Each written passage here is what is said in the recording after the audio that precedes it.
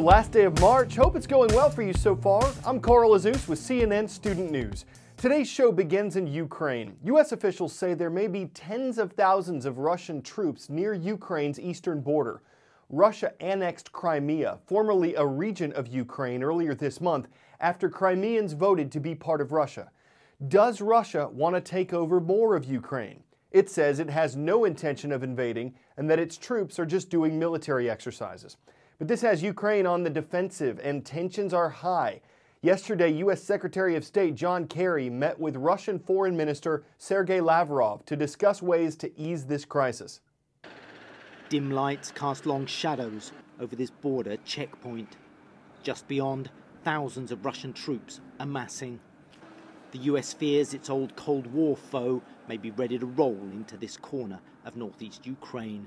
It may simply be an effort to intimidate Ukraine, or it may be that they've got additional plans. A short drive into Ukraine, Vladimir Fedoruk is marshalling a self-defense militia made up of civilian volunteers.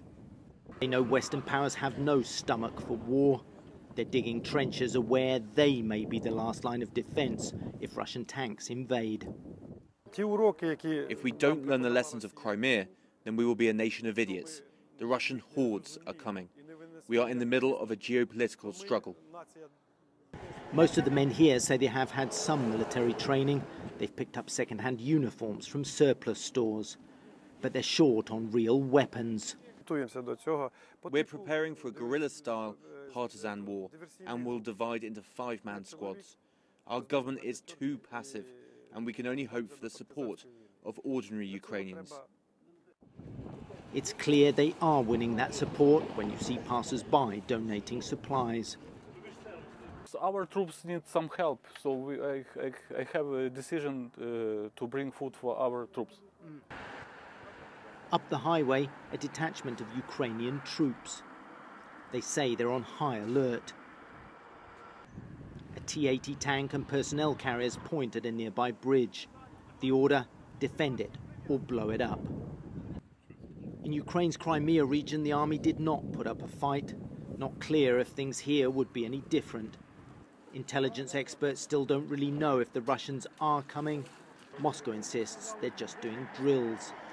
Among the Ukrainian soldiers here, there's very much a sense of disbelief. They say that during Soviet times and afterwards, they trained alongside the Russians. They still very much see them as brothers in arms. But now, they're facing them down the barrel of a gun. Next up, wasn't a major earthquake by Southern California standards, but people still felt it, and it caused some damage when it hit on Friday night. It was a tremor of magnitude 5.1. These bring only minor damage in areas that are used to earthquakes, where buildings are built to withstand them. But there have been more than 100 aftershocks that struck over the weekend, so it makes sense why some folks are on edge. The earthquake's epicenter, the spot on the Earth's surface right above the quake's starting point, was in Orange County, part of the greater Los Angeles area. Emergency officials say one person was slightly injured. The last major quake to hit here was a magnitude 6.7 tremor in 1994. That one killed dozens of people and caused $42 billion in damage. So if something major strikes again, how would first responders be prepared? Think people who specialize in search and rescue, emergency medicine, dangerous materials, disarming explosives. You can read about how to do that stuff in a book. But there's a place where they actually train for these scenarios, a place where a fire chief says the pretend goes away. Help! We're gonna send help, okay? About 100 miles south of Atlanta, there are signs of disaster everywhere. So this is the replica of the Murrah building collapse in Oklahoma, a parking garage, and the garden apartment collapse from Christchurch. Welcome to Guardian Centers, a new training facility for first responders. For these pros, it's kind of like a doomsday Disneyland. Built on the site of what once was a Cold War missile plant, the 830-acre property can recreate just about any disaster scenario imaginable. To come here and to be able to do this, and then, like you said, as soon as you come in here, the pretend goes away. Here, yeah, the pretend. There's no pretend about this. No, and at night they have fire that fires up. They have sparks, so you have really a disaster environment. You have a building that's collapsed.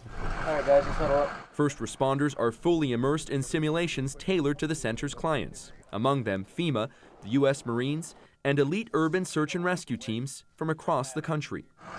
Unknown on the status of any people inside. We have zero contact with them. The diverse disaster scenes is really what makes this place state-of-the-art. This is a real subway car that they brought from Washington, D.C., and this scene here is meant to simulate an attack on a subway system. And there was a big explosion. They haven't noticed any smoke or flames. No one has been able to communicate with anybody inside. When you had that idea all those years ago, and you look at this, what do you think? Oh, I guess the best way to sum it up is that it meets and exceeds everything that I could dream of. There's no public money in this initiative. And this is all privately funded. It is. It's one of those right things to do that we're trying to make a business out of.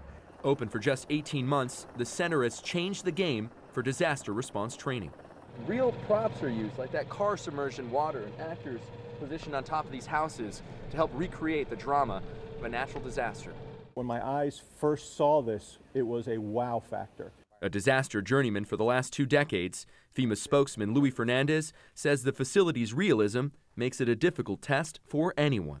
Our men and women have been around the proverbial block for many years, but this facility, these type of environments that we're finding here, really puts us to work. Work, Fernandez says, that will make his team better prepared for the next disaster. Nick Valencia, CNN, Perry, Georgia.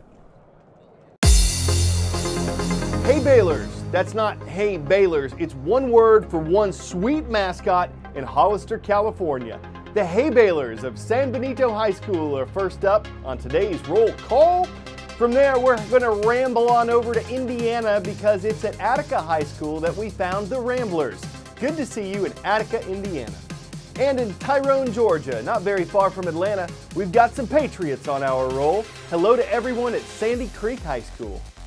Engineers at NASA are designing a new spacesuit. The ones astronauts wear now are 22 years old. They want the public to vote on its favorite design. NASA says one prototype would recall the world's oceans. Another is supposed to reflect advancements in technology, and a third option is intended to look like what people could be wearing in the years ahead. Of course, it doesn't look like something you'd see at the mall, but the first job of the Z2 spacesuit is to protect people in space.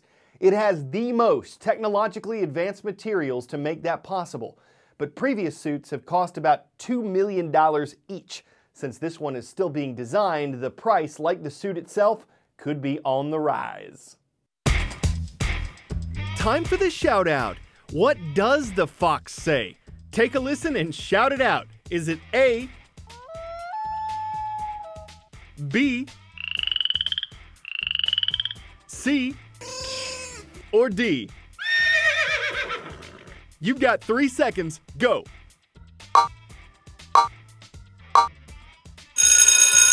It's not by or. If you said C, you know what the fox say.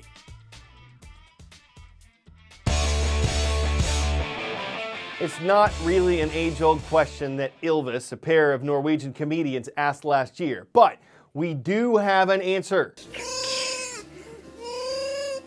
Someone who brought this animal into a rescue center thought she was a dog. She's not, but since she could no longer survive in the wild, an English animal sanctuary took her in. And now we don't have to risk getting rabies to actually hear what the fox say. Or what the fox says. It looks like she wiled her way into a pretty good life. People who see that get all tickled. Although you muzzled, try that with a wild fox. In that case, there is something to feral. I'm Carl Azus. Tomorrow we'll have more stories to tell. Hope to see y'all then.